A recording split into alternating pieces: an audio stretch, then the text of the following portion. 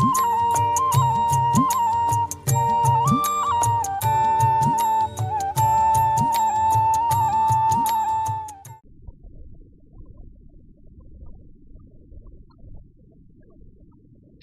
शांति। 1977 14 और 15 जुलाई संपूर्ण New York city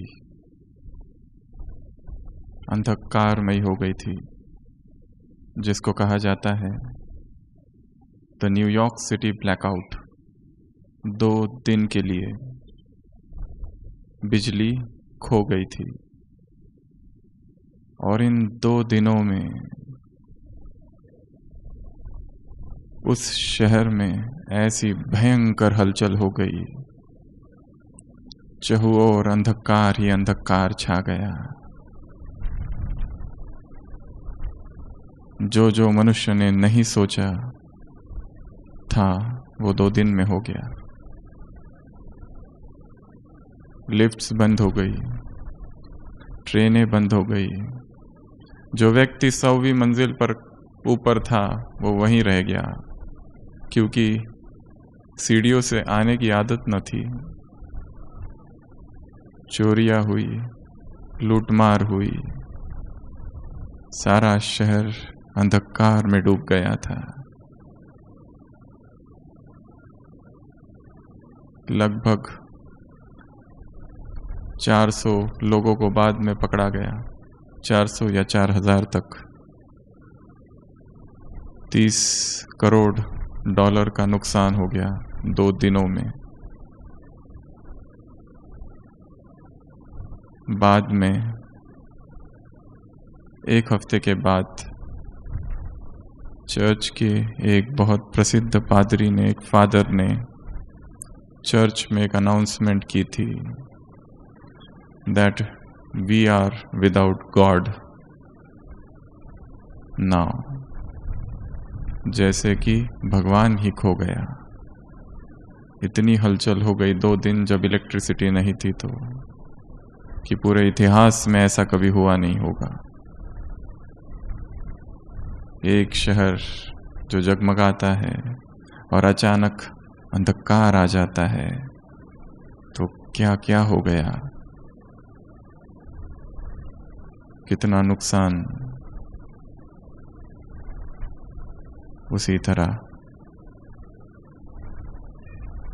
जब आत्मा की नगरी में अंधकार छा जाता है तब क्या क्या होता होगा। जब बाह्य अंधकार छा जाता है तो कितनी हलचल आ जाती है।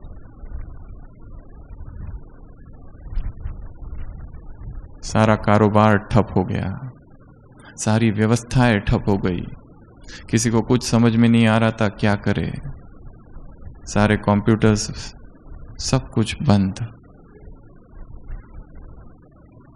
तो जब स्थूल इलेक्ट्रिसिटी, स्थूल प्रकाश खो जाता है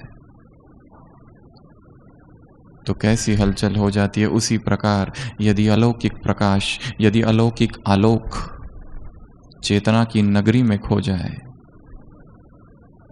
तो कैसा अंधकार छा जाएगा।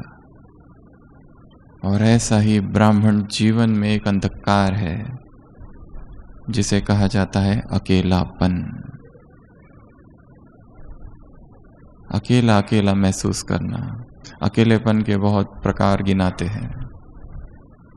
सभी लोगों के बीच है पर कोई मित्र नहीं, सभी लोगों के बीच है पर कोई पूछने वाला नहीं। नया स्थान है, नए स्थान का अंधकार। सभी लोगों के बीच है पर किसी से आत्मीय प्रेम नहीं, सभी लोगों के बीच है पर कोई परवाह नहीं करता। अकेलापन, लोनलीनेस।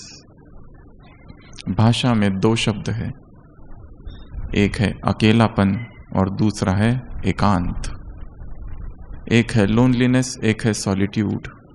शब्दकोश कहता है दोनों का अर्थ एक ही है। अकेले होने की अवस्था, परंतु अध्यात्म कुछ और कहता है। अकेलापन दुख की अवस्था है और एकांत आनंद की अवस्था है। अकेलापन जैसे शाप है, एकांत वरदान है। अकेलापन अर्थात कोई चाहिए पर है नहीं, रिक्तता है, खालीपन है, एक उदासी है, एक दुख है, एक फ्रस्ट्रेशन है, एक सौरो है और एकांत आनंद की अवस्था है। दोनों ही अवस्थाओं में व्यक्ति अकेला है। स्थूल रूप से आसपास कोई भी नहीं, परंतु फिर भी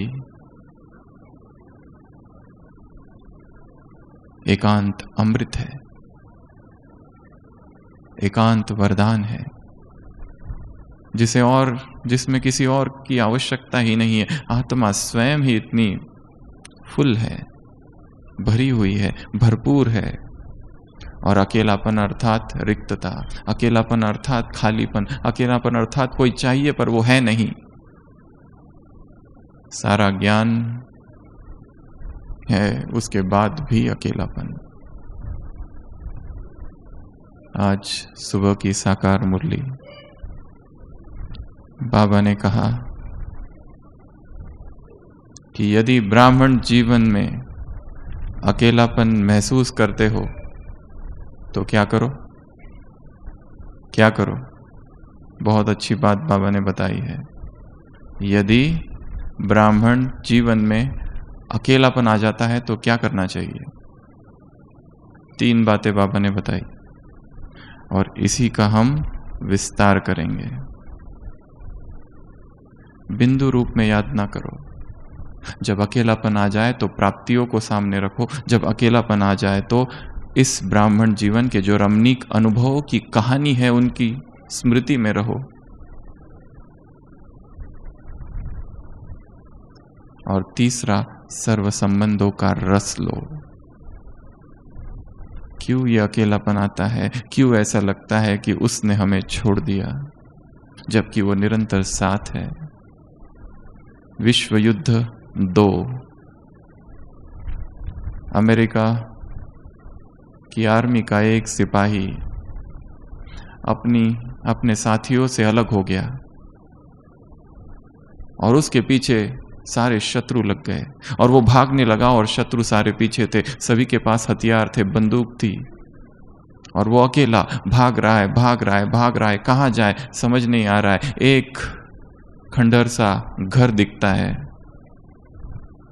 सोचता है यहाँ जाके छिप जाऊं और वो वहां जाके छिप जाता है और उसमें बहुत सारे कमरे बने हुए। एक कमरे में दुबक कर बैठ जाता है और थोड़ी ही देर में उसे पता है वो सारे सिपाही यहाँ आ जाएंगे और मुझे बंदूक से मार देंगे। और उस समय में, ऐसी अवस्था में वो भगवान को याद करता है, हे प्रभु तू मेरी रक्षा कर, मैं समर्पण करता हूं। असंभव है इस परिस्थिति में बचना क्योंकि वो अनेक है और मैं अकेला हूं, कैसे बच पाऊंगा। और वो सारे के सारे सिपाही आ जाते हैं, उनकी आवाजें होने लगती है, जहां वहां सब लोग ढूंढ रहे हैं।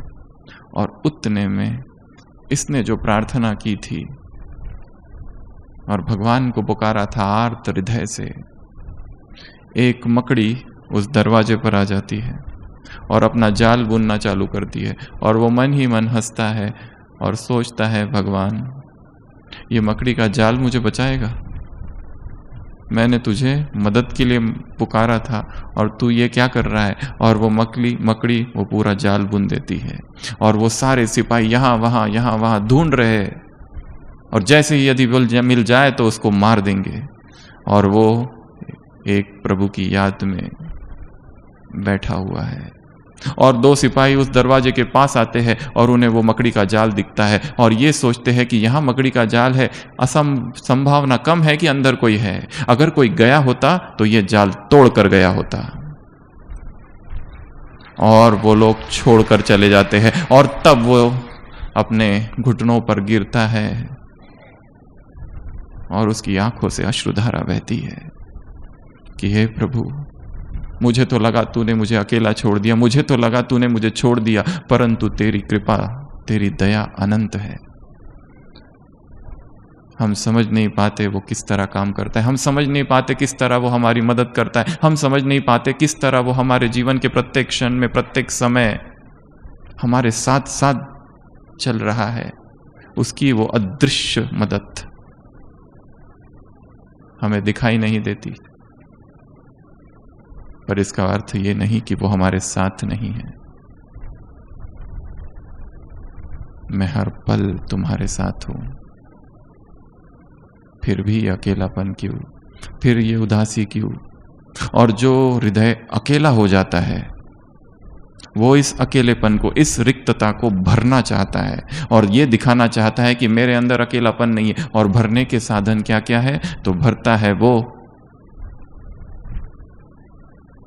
मनोरंजन से, संसार के मनोरंजन से, संसार के गीतों से और संसार की बातों से, और भरता है वो भोजन से, और भरता है वो ब्लेम गेम से, इस पर आरोप उस पर आरोप, और भरता है वो सुख सुविधाओं से, ताकि वो रिक्तता दिखाई ना दे। पर अंतर रिक्तता है और ये भूल जाता है कि आत्मा की प्यास अनंत की है और अनंत की प्यास केवल अनंत ही बुझाएगा।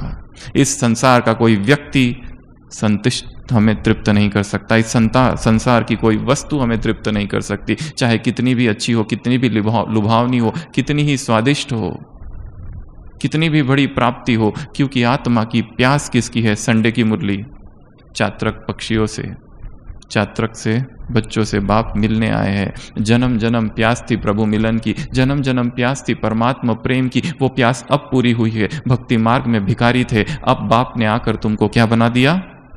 अधिकारी। प्रभु प्रेम की प्यास, सारी की सारी मुरली प्रभु प्रेम पर है। इस प्रभु प्रेम के अतिरिक्त किसी भी व्यक्ति का प्रेम आत्मा को तृप्त नहीं कर सकता, ना कभी भर सकता।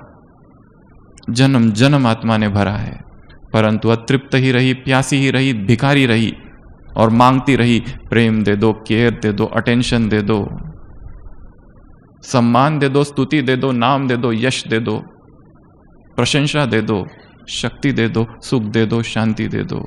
मिला कुछ भी नहीं। अब भगवान आया है। अगर इस ब्राह्मण जीवन में चलते हुए सब कुछ है, उसके बाद भी अकेलापन है, तो सबसे पहले तो इसे स्वीकार करना पड़ेगा कि मुझे न मालूम कोई अज्ञात अकेलापन घेरा हुआ है।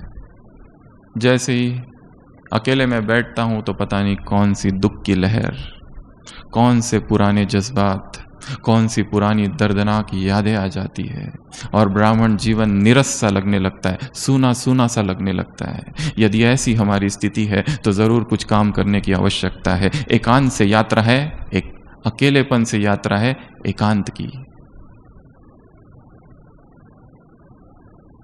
जर्मन फिलॉसफर रिकार्ट एकांत में रहता था, मौन में रहता था, अपनी ही मस्ती में रहता था, अपने ही प्रभु चिंतन में रहता था। एक बार किसी जंगल में बैठा था, दो मित्र वहां से गुजर रहे थे, उनको लगा बेचारा अकेला बैठा है, क्यों ना इसके पास जाए, थोड़ी सी बातें करे। और वो जाते और उससे कहते हैं कि हम तुम्हारे पास आए हैं क्योंकि हम तुम्हें अकेला देखते। वो कहता है मैं अब तक उसके संग में था, आप लोग आए और आपने मुझे अकेला कर दिया। जो व्यक्ति एकांत में आनंद लेता है उसे व्यक्तियों का संग, व्यक्तियों का साथ इतना नहीं लुभाता, उसे आदत है एक के संग की। और यदि अकेलापन है तो व्यक्ति उसे भरता है दंभ से, हिपोक्रेसी, सेल्फ लाइंग, कहने के लिए योगी परंतु अंदर भोग की लालसा है, कहने के लिए ऊपर से ब्रह्मचर्य परंतु अंदर से देह खींचती है। इसलिए इस दंभ से, इस हिपोक्रेसी से, इस सेल्फ डिसेप्शन से, इस सेल्फ लाइंग से, इस आत्मवंचना से, इस आत्म प्रवंचना से सबसे पहले स्वयं को मुक्त करना है। कि जो 69 की एक अव्यक्त वाणी है जिसमें बाबा ने कहा है खौफनाक वो है जो अंदर से कुछ है और बाहर से कुछ है, जो दिखा कुछ और रहा है अंदर से है कुछ। व्यक्ति का चरित्र वो है जब वो एकांत में बंद कमरे में बैठा हुआ है और क्या कर रहा है। कौन से विचार उसके मन में चल रहे हैं, कितनी सच्चाई उसके हृदय में है, क्या वो वही है जो संसार को दिखाता है या कुछ और। तो जब जब हृदय में रिक्तता है, खालीपन है, सूनापन है, अकेलापन है, व्यक्ति उसे भरेगा, एंटरटेनमेंट से भरेगा, गीत से, संगीत से भरेगा, संसार के भोजन से भरेगा, डिजिटल नगरी से भरेगा, हिपोक्रेसी से भरेगा, सुख सुविधाओं से भरेगा और स्वयं को छलेगा कि मैं सब ठीक चल रहा है, दिखावे से भरेगा। पहले तो इससे स्वयं को मुक्त करना है और स्वीकार करना है, हाँ है ये अकेलापन, पता नहीं क्यों है, परंतु अब मुझे इसको भरना है। किससे भरना है उसकी चर्चा हम करेंगे। बाबा ने 3 बातें बताई आज। पहला, प्राप्तियों को सामने रखो। इससे भी अधिक चिंतनीय विषय है ये सोचना कि ब्राह्मण, एक तो ये सोचना है ब्राह्मण जीवन में हमने क्या क्या पाया, दूसरा ये सोचना कि क्या ऐसी भी कोई वस्तु है सुखी जीवन के लिए जो मेरे पास नहीं है। उत्तर होगा ऐसा कुछ भी नहीं है, सब कुछ मेरे पास है। ये भी चिंतन की एक दूसरी धारा है। जो जो सुखी होने के लिए चाहिए बाबा ने वो सब कुछ मुझे दे दिया है, अब मुझे और क्या चाहिए। और चिंतन एकांत में किया जाता है और चिंतन मौन में किया जाता है। एकांत में बैठकर मुझे क्या क्या मिला है, फिर भी अतृप्ति क्यों। गहराई से सोचना, चेतना को उस गहरे आकाश में ले जाना और वहां बैठ के सारे दृश्य को देखना, अपने जीवन को देखना, अपने जीवन में हो रही घटनाओं को देखना। मैं हूं कहाँ, मैं क्या कर रहा हूं, मुझे क्या करना है। बाबा ने कहा प्राप्तियों को याद करो। दूसरा कहा इस ब्राह्मण जीवन के जो रमणीक अनुभव है उसको याद करो। हम ये पढ़ रहे थे और अभी ऊपर से नीचे आ रहे थे और आबू की पहाड़ियों को देख रहे थे, तो याद आ रहा था वो सबसे पहला दिन जब यहाँ से आबू रोड से आबू पर्वत पर चढ़ रहे थे।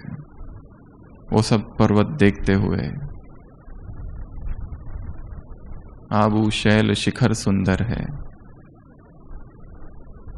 कैसी उमंगे थी, कैसे अनुभव थे। उन अनुभवों को याद करना। शायद हम भूल गए वो सारे पल जब हम भगवान के सामने बैठे थे, डायमंड हॉल था, अव्यक्त वाणी चल रही थी और भगवान के सम्मुख हम थे। वो सारे पल जब मधुबन में हमने सेवाएं की थी, वो सारे पल जो पहली बार आए थे, कैसा उमंग था, कैसा उत्साह था, कैसा आवेश, ये कर दूं, वो कर दूं और कैसा तपस्वी बन जाऊं, महान योगी बन जाऊं। और जीवन की इस कड़वाहट ने शायद उसको भुला दिया। जैसे ही कोई ज्ञान में आ जाता है, कवि जैसा बन जाता है, उसका दिल गाने लगता है, लिखने लगता है, क्या क्या उमंगे उत्पन्न होती है हृदय में। और जैसे जैसे आगे बढ़ता है सब बदल जाता है। जैसे एक छोटा सा बच्चा दूर पढ़ने बोर्डिंग स्कूल में जाता है और वहां से अपनी मम्मी को चित्र, एक लेटर लिखता है। वो लिखता है, मम्मी पहले दिन जब मैं यहां आया सब अपरिचित थे, दूसरे दिन सब मेरे दोस्त बन गए और तीसरे दिन अब मेरे सब शत्रु हैं। ये उसकी कहानी है छोटे बच्चे की, 3 दिन की। पहले दिन सब अननोन थे, कोई भी जानता नहीं था मैं, दूसरे दिन सब मेरे मित्र बन गए और आज तीसरे दिन सभी दुश्मन हैं। ये जीवन की कहानी है। बाबा ने कहा उन रमणीक अनुभवों को याद करो। और विजुअलाइजेशन में बहुत पावर है। देखना आंखों के सामने वो सारे दृश्य जो मधुबन में सेवाएं की थी, दादियों से टोली ली थी, दादियों से ब्लेसिंग कार्ड लिया था, भगवान से मिले थे, सेवाएं की थी, वो ब्रह्मा भोजन कैसे खाया था, वो पहली पहली सेवा जो हमने की थी और कैसी खुशी हुई थी, और जो पहला पहला कोर्स हमने कराया था किसी आत्मा का और किसी आत्मा की सेवा की थी, कितनी अंदर से खुशी थी, वो सारे रमणीक अनुभवों को याद करो। तो ये जो रिक्तता है, ये जो खालीपन है, ये जो अकेलापन है, ये जो एकांगीपन है, ये जो लोनलीनेस है, ये समाप्त होगी। नहीं तो ये लोनलीनेस रहेगी, खाएगी अंदर ही अंदर। दूसरी बात बाबा ने बताई, इन अनुभवों को याद करो, खो जाओ उन अनुभवों में।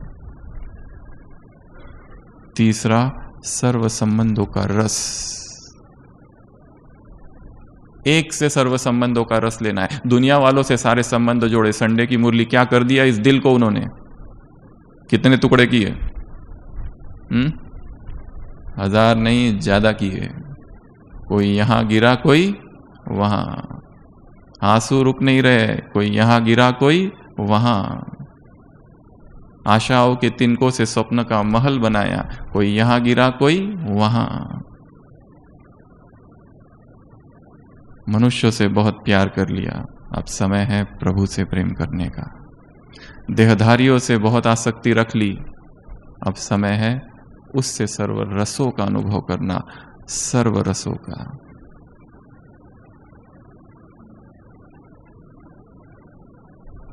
और मनुष्य के जीवन की ऐसी अवस्था जहां किसी की सबसे ज्यादा आवश्यकता है, उसी समय वो नहीं रहता है वो व्यक्ति। जब हमें सबसे ज्यादा किसी की आवश्यकता होगी, उसी समय हमको वो नहीं मिलेगा। इसलिए एक उसी से सर्व संबंधों का रस, ये तीसरी विधि। तो ये 3 बातें बाबा ने बताई। अगर अकेलापन लगे तो ये 3 बातें करो। अब उसके आगे हम कुछ बातें देखेंगे। चौथी, नवीनता। अकेलापन क्यों आ गया है? क्योंकि वही सब कुछ चल रहा है। ज्ञान में नवीनता, योग में नवीनता और सेवाओं में नवीनता। ज्ञान में कौन सी नवीनता? चिंतन की धारा की नवीनता लानी है। उसी तरह से एक ही चिंतन नहीं करते जाना है, नए ढंग से सोचना है। इस बात को और क्या क्या सोचा जा सकता है इसके विषय में। मुरलिया वो महाभारत में दिखाया है, श्री कृष्ण सांदीपानी के आश्रम में, वहां परशुराम आते हैं और उससे कहते हैं, लीलाएं बहुत कर ली, माखन बहुत खा लिया, रास बहुत रचा ली, अब वो करो जो करने आए थे।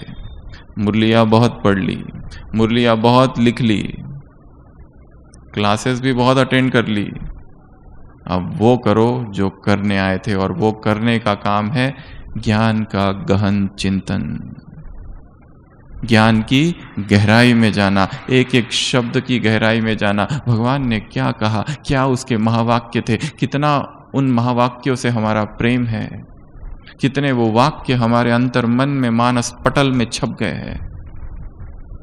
लास्ट सीजन की कोई एक मुरली थी अव्यक्त बाबा के द्वारा, जिसमें बाबा ने कहा था, बाप जो सुनाते हैं बच्चों के दिल में छप जाता है।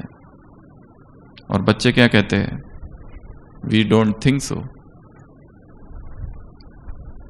भगवान कहता है कि मैं जो तुमको सुनाता हूं तुम्हारे दिल में छप जाता है। क्या वास्तव में छप जाता है? अगर छपता होता तो शायद ब्राह्मण बनने के बाद, इतना श्रेष्ठ जीवन प्राप्त होने के बाद, हिसाब किताब का गहन ज्ञान मिलने के बाद दुखी ना होते। यदि अंतर मन में सूक्ष्म दुख छिपा है, अर्थात ज्ञान को समझा नहीं है। इसके लिए मुरली का गहन चिंतन। और कितनी रमणीक बातें उसमें आती है। जैसे आज ही की मुरली में बाबा ने कहा, मेरा क्या दोष जो मुझे काला बना दिया? होगा जरूर कोई काला जिसने बनाया, खुद ही काला होगा जो मुझे भी काला बना दिया। तो उसमें रमणीक बातें भी आती है। ये ज्ञान अटपटा, खटपटा और चटपटा है। तो उस ज्ञान की गहराई में जाना, उस ज्ञान की नवीनता, एक ही मुरली को अलग अलग ढंग से चिंतन करना। टाइम देना पड़ेगा। वो सारा टाइम जो व्यर्थ में जा रहा है, वो सारा टाइम जो डिजिटल नगरी की अननोन, अनचाही, अज्ञात गलियों में बीत रहा है, वहां से निकलकर मुरली पर आना पड़ेगा, समय देना पड़ेगा, एकांत में जाना पड़ेगा। ये जो भीड़ है, इस भीड़ से निकलकर अंतर्मन की यात्रा। नवीनता, किस में नवीनता? ज्ञान में। फिर योग में नवीनता, हर दिन नया योग हो। जो अमृत वेला आज किया, कल का अमृत वेला उससे कुछ और हो। नुमाशाम का योग कुछ और हो, उसमें कुछ नई बातें हो, कुछ नए योग के प्रयोग हो, और वो प्रयोग हमें ही करने पड़ेंगे और वो मुरलियों से निकालने हैं। इसके लिए स्टूडेंट लाइफ में स्टूडेंट का सबसे पहला काम है स्टडी। दिन रात पढ़ते रहते हैं अच्छे स्टूडेंट्स, नई नई बातें ग्रहण करते रहते हैं। और हमने ये देखा है कि कई आत्माओं का पढ़ना ही छूट गया है। हमारे पास इतनी सारी मैगजीन्स है, इतनी सारी किताबें हैं यज्ञ की, अव्यक्त वाणियाँ है, साकार मुरलियाँ, पुरानी साकार मुरलियों का अध्ययन करने में एक अनूठा रस है, क्योंकि हमने सुनी हुई है, इसलिए बहुत आनंद आता है उनको पढ़ने में भी। सारा समय अगर इसमें लगा दे, फिर ये नहीं कहेंगे हमारी स्थिति ठीक नहीं है, ये लोग ठीक नहीं है, ये हिसाब किताब बहुत ज़्यादा है, क्यों ऐसा दुख लगता है, ये कुछ करता है, वो कुछ करता है। इन सब बातों से मुक्त रहेगी आत्मा। इसके लिए नवीनता किस में लानी है? ज्ञान में। नवीनता किस में लानी है? योग में। और तीसरा नवीनता किस में लानी है? सेवाओं में। जिस ढंग से सेवा कर रहे उसमें भी नवीनता लानी है। जिस ढंग से मुरली सुन रहे, सुना रहे हैं, जिस ढंग से लिख रहे हैं, उसमें भी नवीनता। जब तक नवीनता नहीं होगी, क्या ऐसी कोई दो अव्यक्त वाणी है जो एकदम समान है? कोई भी नहीं। उसके सारी शिवरात्रि की अव्यक्त वाणियों को एक साथ रखो, हर अव्यक्त वाणी अलग है, बात वो एक ही कह रहा है, पर शब्द अलग है, शब्दों की रचना अलग है, वाक्य रचना अलग है, सब कुछ अलग अलग है उसमें। तो भगवान स्वयं नवीनता का सागर है, भगवान स्वयं सर्व उत्तरों का सागर है। हम भी वैसे बन जाए जिनमें प्रति पल, हर समय, हर पल नवीनता हो। कुछ ना कुछ नवीन करना है। हर दिन की शुरुआत ऐसे हो, आँख खोली, आज मैं क्या नवीन करूं, ज्ञान में क्या नवीन धारण करूं, योग में क्या नवीन धारण करूं, लिखने में क्या नवीन धारण करूं। हृदय कवि का हृदय जैसा होता है वैसे हो जाए, जो कि सब जगह नवीनता ढूंढता है। उसकी आंखें वो देखती है जो बाकी आंखें नहीं देख सकती। संसार में कहा जाता है 3 प्रकार के कवि होते हैं। एक वो कवि तुकबंदी, यहां से शब्द उठाते, वहां से शब्द उठाते और कविता तैयार, यहां से चोरी, इधर से चोरी, उधर से चोरी, और कोई कविता तैयार, कोई किताब तैयार। ये एक पहले प्रकार के कवि है, जिनके पास भाषा का ज्ञान है, अलंकार का ज्ञान है, मात्रा का ज्ञान है। एक वो। दूसरे वो होते हैं थोड़े से इनसे ऊपर, सुमित्रानंद पंत, महादेवी, थोड़े से ऊपर, जिन्होंने उस सौंदर्य को सुना है, उस माधुर्य की टेस्ट ली है, उस संगीत को जिन्होंने सुना है, पर ये बहुत ऊंचे, पहले से तो बहुत ऊंचे है। ऐसी कुछ कविताएं संसार में है। और तीसरे कवि होते हैं जिनके पास भाषा का कोई ज्ञान नहीं, वो होते हैं प्रेमी, वो होते हैं भगत, वो होते हैं संत, जिन्होंने संगीतज्ञ को देख लिया है। दूसरे जो है उन्होंने संगीत को सुना है। ये 3 प्रकार के कवि है। और हम कौन से प्रकार के कवि हैं? एक चौथे प्रकार के कवि है, जो संगीतज्ञ के साथ ही रहते हैं, जिसका वो संगीत है, वो परमात्मा, उसी के साथ रहते हैं। हम सर्वश्रेष्ठ कवि है उस रीति से। तो नवीनता लानी है, तब ही अंदर का अकेलापन जो है वो जाएगा। उसके बाद दिनचर्या में 2-3 चीजें करनी है। एक, बाबा को बार बार आह्वान, बाबा का आह्वान करना है, बाबा आ जाओ।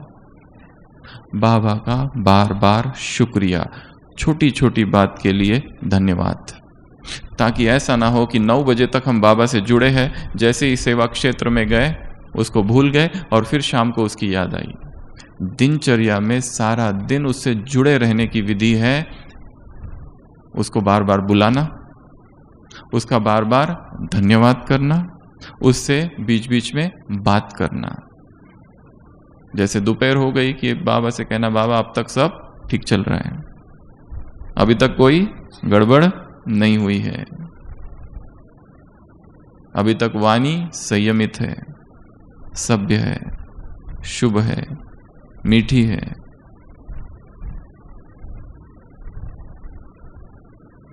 तो कुछ बातें दिनचर्या में करनी होगी। जगदीश भाई जी ने एक जगह लिखा है, ऐसा ना हो जाए कि अमृत वेला बहुत शक्तिशाली, मुरली क्लास भी बहुत ध्यान से सुन लिया, नाश्ता भी बहुत अच्छे से कर लिया और उसके बाद में दिनचर्या में भूल गए और फिर शाम को सीधा याद आई बाबा भी कुछ है, क्योंकि दिन भर में इतने व्यस्त रहे कि जिसकी सेवा है उसी को भूले हुए हैं। दिन भर ऐसा कुछ कुछ करना है कि जो उससे जुड़े रहे, जैसे कि अशरीरी हो जाना, बीच बीच में आत्मिक दृष्टि का अभ्यास करना। ये केवल थियरी नहीं है जो हम बता रहे हैं, ये हर एक को करना है। बीच बीच में स्थिर होकर सकाश दे देनी है विश्व को। और सकाश की एक विधि 1-2 दिन पहले हम अमृत वेला कर रहे थे, अचानक जैसे हम कहेंगे प्रकट हो गई कि मैं इस संसार का केंद्र हूं। क्या संकल्प से चालू करना है? ये सृष्टि का मैं केंद्र हूं, यहां पर मैं हूं और मुझ में शिव बाबा की सारी शक्तियां किरणें आ रही है। मेरे बाहर एक सर्कल है और वो सर्कल है मधुबन। एक वर्तुल है, वो वर्तुल बना है मधुबन का, जिसमें पांडव भवन है, जिसमें ज्ञान सरोवर है, जिसमें पीस पार्क है, जिसमें म्यूजियम है, जिसमें हॉस्पिटल है, जिसमें आबू निवासी है, जिसमें शांतिवन है, जिसमें तपोवन है, जिसमें सोलर है, जिसमें मनमोहिनी कॉम्प्लेक्स है, जिसमें गार्डन है, जिसमें नदी है, जिसमें सब कुछ है। मधुबन और मधुबन निवासी सारे, मुझ आत्मा से पवित्रता की सारी शक्तियां इस वर्तुल में जा रही है, सभी मधुबन निवासियों को। उसके बाहर और एक दूसरा वर्तुल है, विश्व के जितने सेवा केंद्र है वो सारे गोल, और मुझ आत्मा से ऐसी शक्तियां जा रही है कि एक एक सेवा केंद्र निर्विघ्न हो रहा है। एक एक सेवा केंद्र में संपूर्ण प्यूरिटी के वाइब्रेशंस आ रहे हैं, जरा भी लेश मात्र भी अपवित्रता नहीं। सारे सेवा केंद्र विश्व भर के जितने बाबा के मिनी मधुबन है, सब निर्विघ्न हो रहे हैं। तीसरा सर्कल और आगे जितनी ब्राह्मण आत्माएं हैं वो सारी सेवा केंद्र की, मधुबन निवासी तो हो गए, जितनी ब्राह्मण आत्माएं हैं वो सारी एक एक ब्राह्मण आत्मा, एक एक बहन से लेके तो सब कुछ, सारे सब निर्विघ्न हो रहे, सबको प्यूरिटी के वाइब्रेशंस आ रहे। मैं कहाँ हूँ? बीच में हूँ। मैं इस सृष्टि का केंद्र हूँ, मैं इस यज्ञ का केंद्र हूँ, मैं मधुबन का केंद्र हूँ और मुझसे शक्तियाँ फैल रही है, पवित्रता फैल रही है। और ये जो वर्तुल है ये है सारी ब्राह्मण आत्माओं को। उसके आगे और एक वर्तुल है, संसार की आत्माएं, धर्म सत्ता, विज्ञान सत्ता, सारी सत्ताएं। संसार की आत्माएं दुखी है, उनको सुख की किरणें जा रही है, अशांत है, शांति की किरणें जा रही है। जो एकदम विकारों की गर्त में फंसे हैं, उनके हृदय में पवित्रता जाग रही है। प्यूरिटी के वो प्रकंपन वो न चाहते हुए भी उनके हृदय में प्रवेश कर रहे हैं। ऐसी शक्तिशाली किरणें मैं फैला रहा हूं, क्योंकि इस आत्मा में ऐसी अनंत शक्तियां भरी है। डायरेक्ट पवित्रता के सागर से मुझ में शक्ति आ रही है, इसलिए मेरी पवित्रता इस संसार में सर्वश्रेष्ठ है।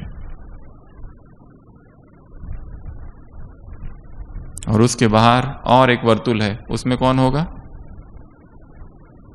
5 तत्व। वो सारे तत्व भी क्या हो रहे हैं? शुद्ध हो रहे हैं, परिशुद्ध हो रहे हैं। और मैं केंद्र हूं। मुझे इस संसार के एक एक कण को पावन बनाना है। मुझे इस संसार की एक एक आत्मा को पवित्रता का दान देना है। यही मेरी सबसे बड़ी सेवा है।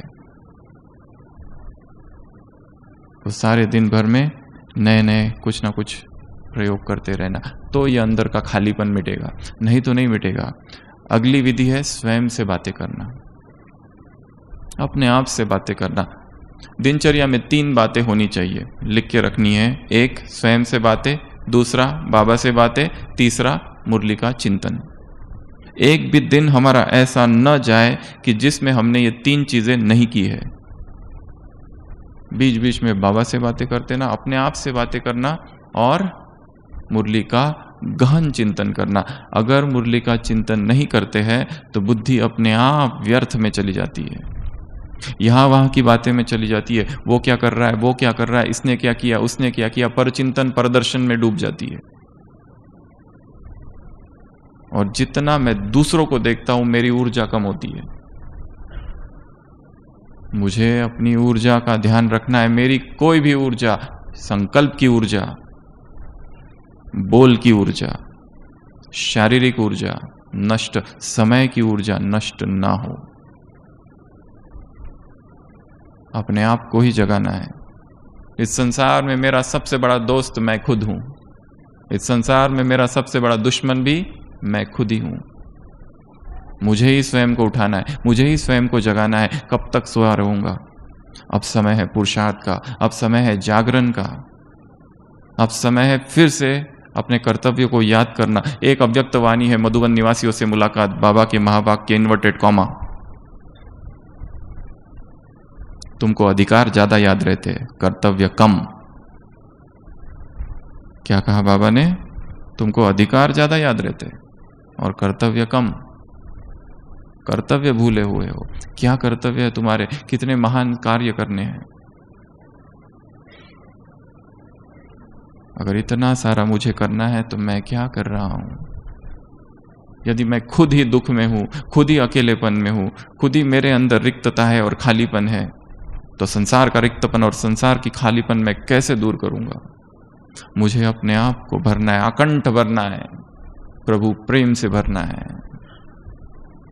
ईश्वरीय ज्ञान से भरना है, ईश्वरीय नशे से भरना है। किसी साकार मुरली में बाबा ने कहा था, तुमको कितना नशा रहना चाहिए? तुम्हारे दिमाग की नस फट जानी चाहिए, इतना नशा तुमको रहना चाहिए। इतना तुमको नशा रहना चाहिए। और हमें कितना है? बहुत कम है। क्यों कम है? क्योंकि ज्ञान और योग छोड़कर दूसरी बातों में चले गए, इसको देखने में चले गए। ये क्या करता है, वो क्या करता है, इसने क्या किया, उसने क्या किया। सेवाओं के विस्तार में ऐसे खो गए हैं, ये भूल ही गए कि उसने सेवा तो एक खिलौना मात्र हमको दिया है बिजी रखने के लिए। पर अंतिम जो परीक्षा होगी वो 1 सेकंड की होगी। इसके लिए तपस्वी बनना है। कुछ दिन पहले मुरली में था, इस शरीर से तुम्हारा जरा भी लगाव नहीं, लव नहीं होना चाहिए। कितना हमने स्वयं को जीता है, कितनी अपनी आंतरिक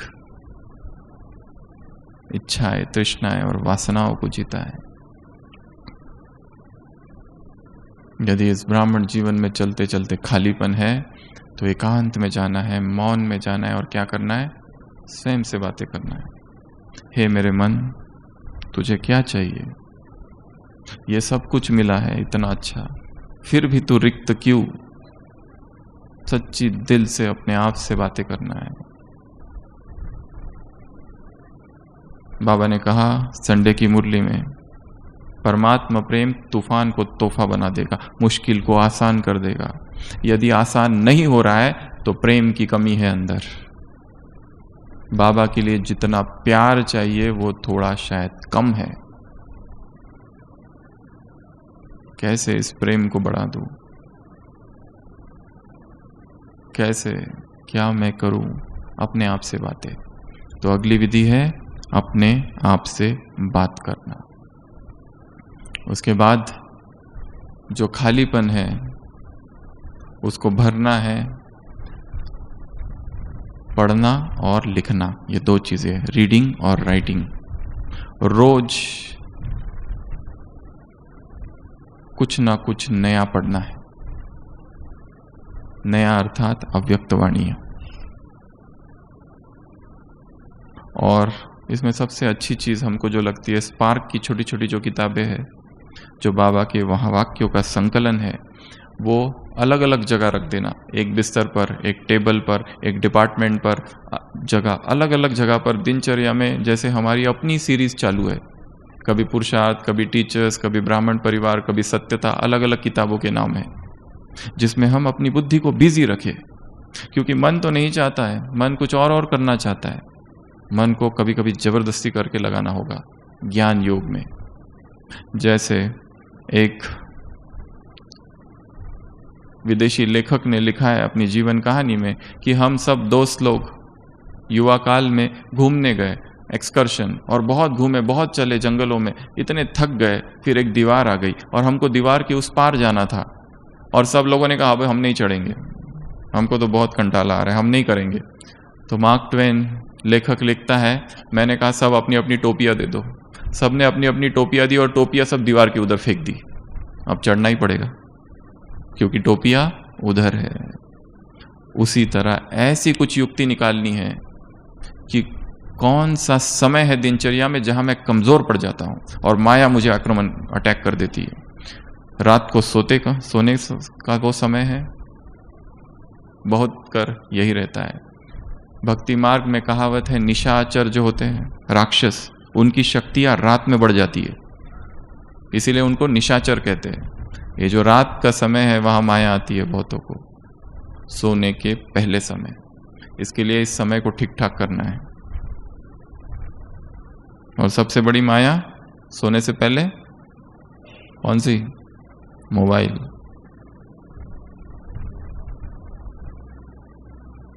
वर्तमान समय ब्राह्मणों के लिए दो सबसे बड़ी माया है। कौन सी? दो, एक भोजन और दूसरा यूट्यूब। व्हाट्सएप पुराना हो गया, इसी में ये दो भी वो जो खालीपन है उसको भरने की कोशिश कर रहे हैं। इससे नहीं भरेगा कभी भी।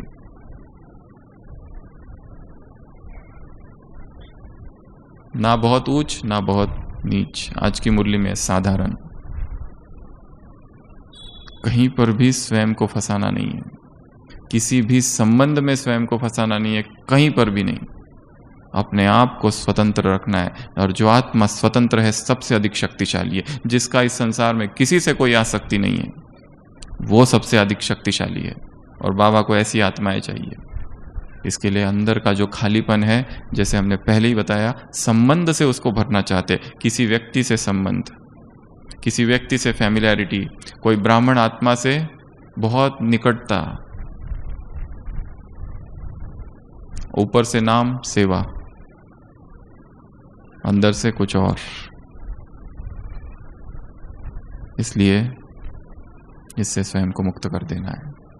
तो सार यही है, आत्मचिंतन, स्वचिंतन, अध्ययन, एकांत, मौन, चिंतन, पढ़ाई, लिखना, प्राप्तियों को याद करना, बाबा के साथ पिकनिक करना, नए नई विधियां ढूंढना, योग की, ज्ञान की, सेवाओं की, और अपने अंतर्मुखी रहना दिन भर।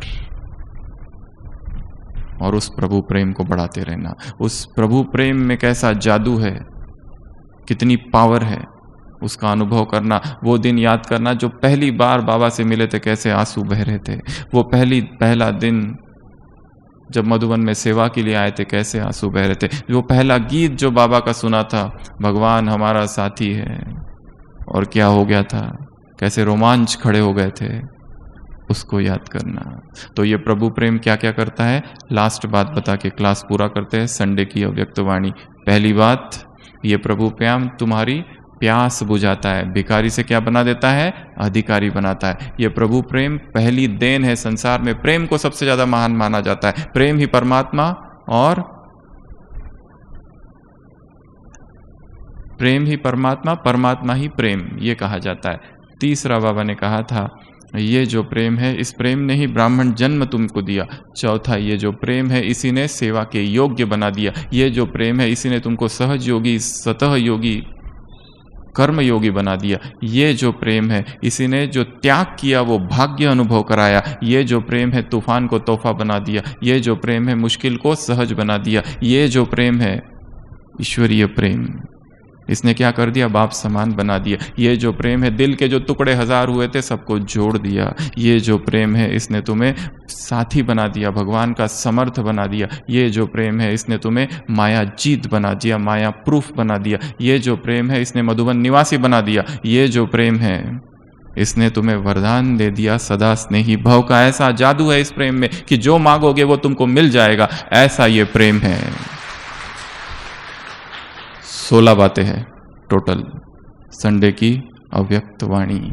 तो ऐसे मुरलियों का चिंतन करना, अध्ययन करना और उसकी याद में रहना, उसके साथ रहना, एकांत का अनुभव एक के अंत में खो जाना। तो जब ऐसा एकांत होगा तब अकेलापन समाप्त हो जाएगा। ओम शांति।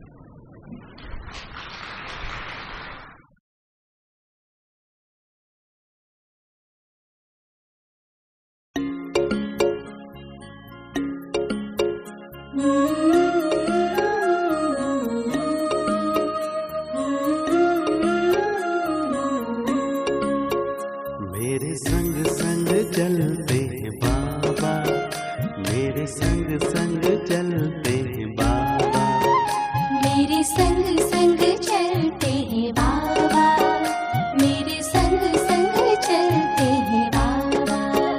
जैसे गगन में चाँद चलता है उनकी किरणों की छाया में दिल हर पल रहता है। जैसे गगन में चाँद चलता है उनकी किरणों की छाया में दिल हर पल रहता है। मेरे संग संग चलते हैं बाबा, मेरे संग संग चलते हैं बाबा, मेरे संग संग चलते हैं बाबा, मेरे संग संग चलते हैं बाबा।